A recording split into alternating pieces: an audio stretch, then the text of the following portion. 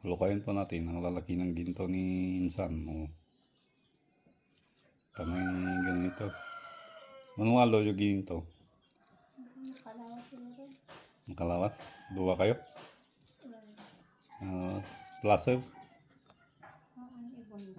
Ay, bunag. Hakot.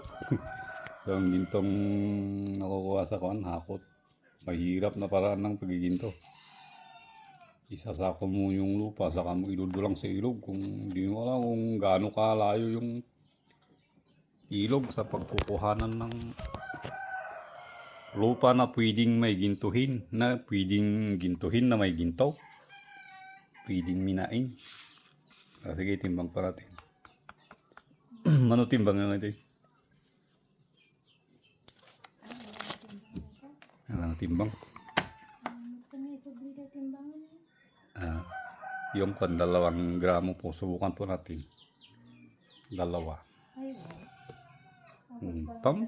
Awat ba ng 2? Tamsiyadok mo talaga yun. Mahigit pang 2. Mahigit na kunti. So, kitang-kita doon sa may timbangan. Wow. O, lagay po natin yung kalahating guhit doon sa may pabato. Subukan natin. Akala ko isa lang. Mahigit na. Nang ganon. Palitan natin ng mas maliit. Yun. Yung 25 milligrams. Ganyan ang pagkatimbang.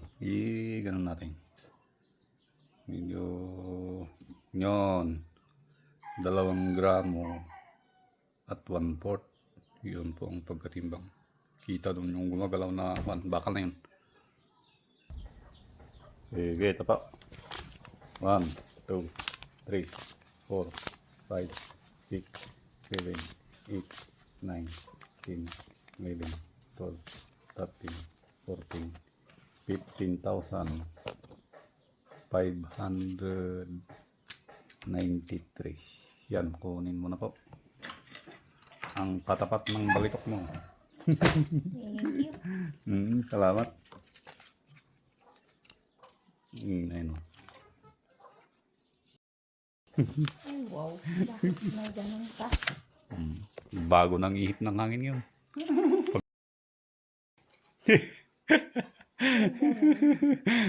Pakuha ko yung resibo. Mm. Pakita ko dun sa... Salamat. Sa partner mo. Thank you.